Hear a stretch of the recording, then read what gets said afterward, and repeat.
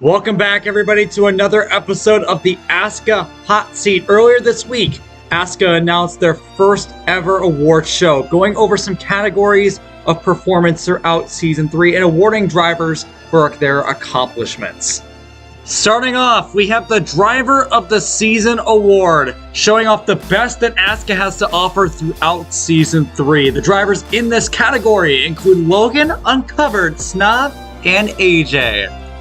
The second award given out is Team of the Season. Same thing as Driver of the Season, the best team overall throughout the season. The nominees for this category are Starlight Racing, Uprise Motorsports, Pelham Racing, and Northern Motorsports. ASCA Season 3 had by far its strongest rookie class yet, and the nominees for this category go to Outery, Miggy, Nikki, and Imagine Z. ASCA is all about consistency and learning from your mistakes. For this award, we have the most improved driver, the driver from the bottom of the barrel to the top of the charts. The drivers in this category include Snav, Froze, Uncovered, and myself. Racing is all about strong and exciting finishes. For this category, we award not just the driver, but the race itself. We're giving out a fantastic final few laps to make it memorable in ASCA history. The nominees for this category including Donavici at Talladega, Chris at Atlanta, Snav at Daytona, and Cool Kid at Homestead.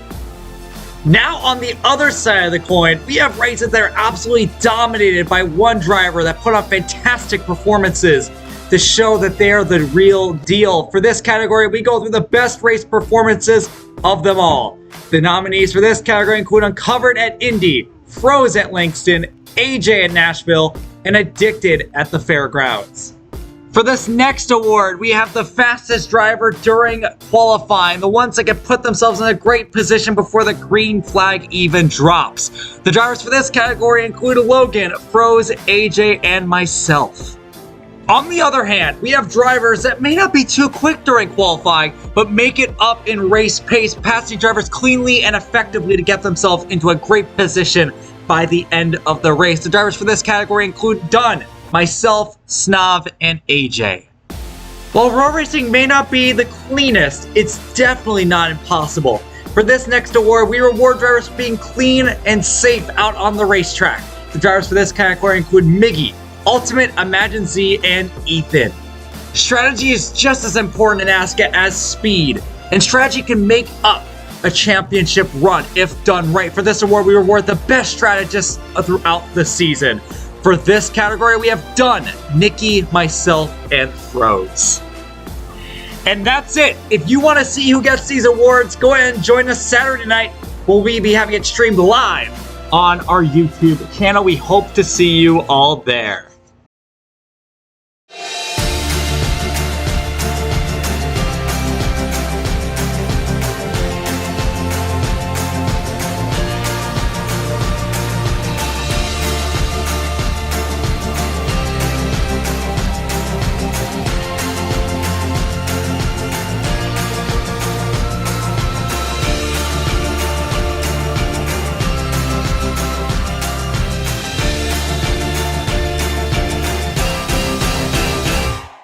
Welcome back, everybody. We are here at the ASCA Hub in the Hall of Fame, and we have not just one, but two team owners here today. We have PD and Miggy. We're going to ask them some questions about their seasons last season and how they're going to be approaching their teams this season. So we're going to be starting off with PD. PD raced in 2 seasons of ASCA, in Season 2 and Season 3. And he's going to be going into this season as just a team owner, leaving 3 drivers racing for his team. Now let's go ahead and start off with your Season 3, PD. And not just your Season 3, really, but mainly your just whole career at ASCA at this point. When you were racing at ASCA, you haven't really... How do I put this? You weren't very competitive. You didn't get a win. I don't think you've made the... Wait, did you make the playoffs in Season 2? I believe you did. I almost made round of 4. Okay, yeah. So you had a decent... Yeah, you did a decent Season 2 playoff run, but you just didn't do that well in Season 3. Are you disappointed with your performance at all? Did you expect more out of yourself? Like, what were you really looking forward to when you were driving at ASCA? I'm actually not that disappointed, to be honest, because I had a pretty consistent actually making the race during season 2, Yeah. because I was pretty much always there. Yeah. And not a lot of other drivers could really say that, Yeah. always getting knocked out of qualifying, something happens mid-race, something like that. Mm-hmm. I like to say that I'm proud of that, consistency. But Now, let's go ahead and talk about Season 3, and one of your drivers who was able to get a runner-up finish in the championship. Fucking Dunn! So, obviously, Dunn finishing second was a surprise to everybody. Nobody expected him to finish second. Hell, make the final 4. Going into Season 3, where did you expect Dunn to finish? Okay, I'm going to be completely honest. I had absolutely no idea. Okay, Dunn was a complete wild card. Okay, let me just get that out of the way. Mm-hmm. Okay, so back during season 2 and like a little bit of season 3, but just mostly season 2, Dunn was just there to like give us strategy advice, right? Mm-hmm. Because like it was either Chris or Dunn that was giving us strategy advice. Dunn's like, oh, you're gonna pit this lap. Oh, you have barely enough fuel to do this and that. Okay, so I was like, okay, he's clearly fine with strategy. Maybe I don't know, we could do something with that. And like, not to mention, Dunn is our GT3 engineer in Ion. Mm-hmm. So yeah, he clearly has that experience of, strategy. But when it comes to racing, I have absolutely no idea. I only know the meme of just a Dunn of not being clear. That's the only thing I know. You don't know about reverse gate? Oh, I don't want to talk about that. Okay, let's just sweep that under the rug. Okay, Mm-hmm. nothing happened. Okay, I don't even like what is the S key. Okay, honestly. Okay, well, you didn't answer the question. Where did you expect him to finish? Yeah, but I'm just completely honest. I didn't expect him to get to round of 4. No one did. Yeah, no one did. So I think I'm in the same boat with everybody of just being completely shocked that he got second. It was crazy. But yeah, I expected him like round 8 at most. Not round of 4, hot damn. All right, so now let's go ahead and move on to your Season 4 roster. You have 3 drivers who I don't think enough people are talking about. I mean, we have Covers, D2 champion. You have Alry, who's already won a D1 race. And you have Yeety Boy, which is basically like your little boy, your little child that you've raised from the moment that he came out. Like, just, he was always been there with you. And now he's a big boy. He's going to the big time. So he doesn't need Pampers anymore. He doesn't need any of that anymore. He's a big boy. He can shit in his own pants if he wants. Exactly. So let's go ahead and start off with Covers. D2 champion. Only got 1 win, which was the final race. What did you expect out of Covers this season in such a competitive field? I'm gonna be clear on this. I'm not too sure. I 100% believe in Covers' ability to, be good. Just be good. But I do hope that, he at least gets around at 8, like most of my other drivers. Ooh. I have that expectation, because they're good drivers, all right? Like D2 was somewhat competitive that season, They got some they had interesting names. I mean it was in my opinion, I think the fucking how did Dirt describe it? Dirt said it was like the ceiling, the competitive ceiling. As the season went on in D2, it kind of went lower and lower as just people kept showing up. Yeah, that's true. At the end of the season, barely anyone showed up. I remember that. Yeah. And the thing about Covers is that, being a D2 champion sounds great on paper. But if we go back to Nicky, D2 champion in the previous season, sure, he got that win at Pocono, but that was luck. I mean, that was absolute luck. Besides that 1 win, he fucking sucked. Fucking terrible. Bottom of the barrel. So, while we may sit here and say, and I'll say this all the time because it's an achievement to win in D2, a championship in D2. But, the competitive field in D2 last season compared to the 40-car entry list we have for this season, with 18 cars making every race, that's going to be really competitive. It's going to be very difficult to, go in there and be competitive unless you're the big time. And I just don't know if Covers is like that. What do you think? You do bring up a good point there. I had to agree on some of it, but I don't know. I've been keeping track of Covers in, other leagues, Mm-hmm. What was it? Palmer's Indie League? Like, I've been keeping track of him in other leagues, and let's just be honest, he's pretty consistent. Yeah, in no, all of them. absolutely. I'm not saying he's bad. I still think he's a good driver. But when you say that he can make the round of 8, when we have Uprise, when we have Two Pen, when we have Beard Oil, it's like that's a lot of cars that he has to beat. Especially in his first season. That is true. I don't know. I don't want to put too much expectation. Round of 8, round of whatever.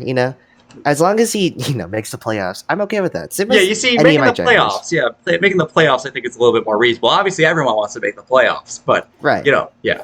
Now, let's move on to someone who I think we can be a little more confident for because he does have D1 experience. Outery, where do you expect him to perform this season? Ooh, I'm actually pretty excited with Outery because what's it? During season 3, every time, the races that I could make, I always kept eyes on Outery because I had pretty much no experience with them, and him. Oh, what was it? Was it Watkins Glen or Sonoma that he won? No, I don't think it was a road course. I don't think it was a road course. I don't think it was a road course. Hold on, it was an oval. Let me. I have the document up really quick. I can just check it for you. But yeah, because I don't remember what race it was specifically, but it was definitely a surprise. Let's take a peek here. It was Auto Club. Oh yeah, it was Auto Club, huh? Yeah. Okay. Look here. Yeah, and he was gonna win Charlotte too. If I ran out of fuel, he would have won Charlotte. So he could have. I didn't know. Yeah, but absolutely. I mean, Outery's a fantastic driver. I mean, came in halfway through the season for Starlight. Literally, Starlight bombed the barrel too. Fucking won a race at Auto Club. I mean, the guy's good. Yeah, no, he's really good. And like my overall expectation of him, I don't want to say I don't want to throw shade on my other drivers, but I think he might finish higher than them. Yeah, I think out of the drivers that you have, first out, he's the only guy with D1 experience and has a D1 win. And I think it's also something to tell you that a lot of teams wanted him. I wanted him. I had him signed on my team for about a month. And then last second, he flopped.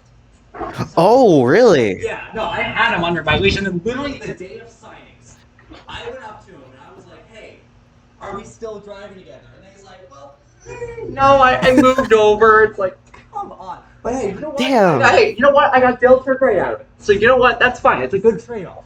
But it was a good trade. Yeah, but also I know I think Two Pen wanted him too. I know a ton of teams came up to him. He was one of the highest marketed drivers. Yeah. Out of all of them because he has D1 experience. Obviously he wanted to leave Starlight because I want to get Starlight, but I love. Let's just be completely honest. Starlight. Okay, look. I love Ultimate. Okay, do not get me wrong, but he has OJC on his team. Okay, that's a problem. That is indeed a problem. Okay, let me just shed some light on that. Yeah. OJC approached me. Okay. Oh no! The minute I DM'd him, or he DM'd me rather, I was like, oh. I was like, "There's no way I'm considering you." If OJC's watches this in the near future, I'm sorry. Sure I'm sorry, but it's crazy. OJC. It's crazy because he's good in tryouts, and then when the race actually gets going, he gets loose on the backstretch. Honestly, he gets loose on the straightaway. I have no idea what's up with him sometimes. I don't know, dog. I mean, he's wild. Look, he's funny, but he is not a good driver, dog. No. Even as a pace car driver, he was terrible. Do you remember that? Yeah, I do. Okay, to be fair, yeah. That was terrible, but yeah. So, now that we're having this conversation about, him, when did you sign him exactly? How many days, before signings? What was the story behind that? So, basically, okay, this happened in one call, basically, is what happened. So, do you remember that clip of Outery saying that he was a Dream fan? Merch? Yes, I did. Wait, Okay, whose merch did you admit I was a Dream fan, okay? What? Yeah. I was in the same call. I was in the same call. So I basically hopped in because this is when team owners were getting announced. So that was a week before? Yeah, it was a week, yeah. Yeah, a week before. So I was just hanging out in the call, and then everyone was talking about their driver prospects, right? Yeah. like last car had this person, this team had this person, blah blah blah, right? And it finally came to me because I was in the call, and they're like, "Oh, who are you getting? Like, it's obvious that you're getting covers, but who's your other driver?" And at the time, I was like, "Huh." Oh, sorry, hold on. My That's cousin's fine. here. It's fine. I don't know. He's probably upstairs. I'm busy right now. Can you go? Okay, bye. Sorry. It's fine. Anyway, what was I saying? But during the call, it got to me, and I was like, "Oh, I don't know." Everyone knew that I was going to sign covers. I think that was everyone knew that. Everyone knew you were signing Yeedy too. I mean, both your part of meme. So yeah. So I think everyone knew those two, but they were like, "Who's your third driver?" And then after he was just like, "Sign me." Like I'm not even joking. He came to me and was like, "Dude, you should let me race in May Racing." And let me show you something really quick. Let me show you. This was a month. Okay. It was like hold on. Where's Outreach DMs? Where do I have my DMs with this man? Okay, Hold on. I want you to know this. I had schemes made for this man. Like I already had schemes made for this guy. No, you're not. You're joking. Okay, yeah, this was. Oh my! It was 2 months ago. Hold on. 2 months ago. Okay. Yeah. Yes. Hold on. Let me show you You this. had him sign for 2 months, and he just. Yes. Okay. The moment that the season ended, I've had this. You're ago. telling me that like a week before signings, he just decided just to.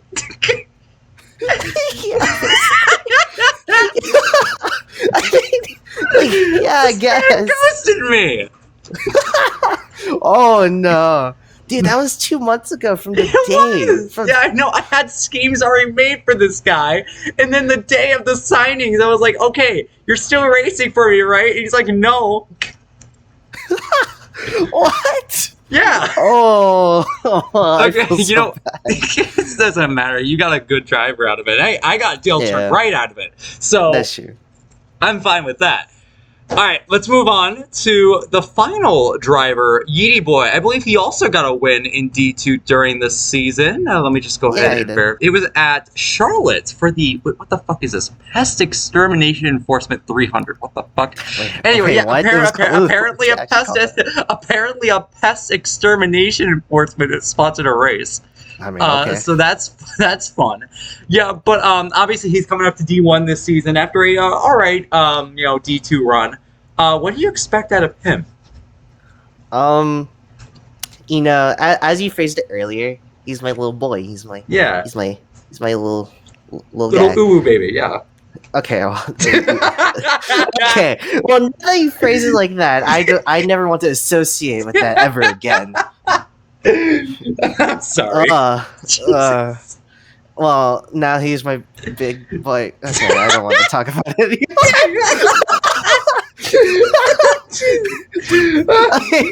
Well, anyway, I can't. Oh no. That completely ruined it for me. It doesn't matter. Who cares? Anyway, if I'm gonna be completely honest with you, I think he might compete on the same level as Covers a little bit. Yeah. Maybe, I think both of them are going to make playoffs. I'm just not quite sure where they're going to make it in playoffs, Yeah. So I'm pretty confident that both of them are going to get somewhere around there, but not really too sure, Yeah. I just know that, or I hope at least, they're consistent. Because for the most part, I know they're consistent. They can consistently show up. I think they can consistently qualify. I think that's possible for them, especially Covers. But because one year in Covers, every now and then during season 2, it was season 2, they showed up during the D1 races, just like watching. So I'm pretty confident they can make it. So. Yeah, that's my overall thoughts. Yeah. Yeedy, in my opinion, is probably the most mysterious one because Covers the D2 championship, Outreal has a D1 win. Yeedy Boy just has one D2 win. I think him in particular to be very interesting to see what he can do because no one knows what the fuck. Like we have really no reference point here. No, we don't. Now, the final question I wanted to ask you is just talking about your team overall. Obviously, you've praised all your drivers enough. Do you think your team has what it takes to be competitive this season against a lot of tough competition? Obviously, Uprise keeping their 4 drivers to make the final 8. Hell yeah! Yeah. I'm just gonna say that out of the gate. Hell yeah. Yeah. I think what we got. I think we have everything. We have basically because we have communication with. Wait. Uprise. Yeah, we have communication with Uprise. Literally, I don't know if I should say this. Probably one of the four best drivers on grid. Sorry, I phrased that weird. Absolutely. But yeah, we have access to that communication. So I think they're gonna be just fine. I'm just gonna be completely honest. I think they're just gonna be just fine. And that's going to go ahead and conclude PD's interview. Before we get into Miggy's interview, we're going to take a quick break. We will be right back. This episode of ASCA Hot Seat is sponsored by Chris Lilly Designs. In Season 3, Chris Lilly Designs was responsible for over half of the roster's paint schemes, including 3 of the Championship 4. Chris Lilly Designs offers detailed paint schemes, professional logos, and much more. To get into contact with Chris Lilly, join the ASCA Discord server or go to his Twitter at twitter.com/CLillyDesigns. Okay, so this is the part where normally I would show you guys the Miggy interview, but in between him joining the call for the interview, and when his interview started, he had to turn off his microphone because his family was home. And it kind of ruins the interview because he isn't talking, and it's just me and PD kind of repeating what he's saying. So we're not actually going to show Miggy's interview, unfortunately, but something did happen during Miggy's quote-unquote interview that I just could not resist to keep out of the video. Here it is. Do you think, same question as we asked earlier with PD, do you think your team has what it takes to be competitive this season against, Meme Racing, Uprise, Beard Oil, 2Pen, teams like that? Uprise is trash! Oh! Damn! Hot take right there! Hot take right there! Uprise is trash! He's standing in scrap. Oh, no, he's here! Oh, he's here! Oh, he's here! Oh, no, he just vanished! No! Oh, no! Oh, no! Oh, my God!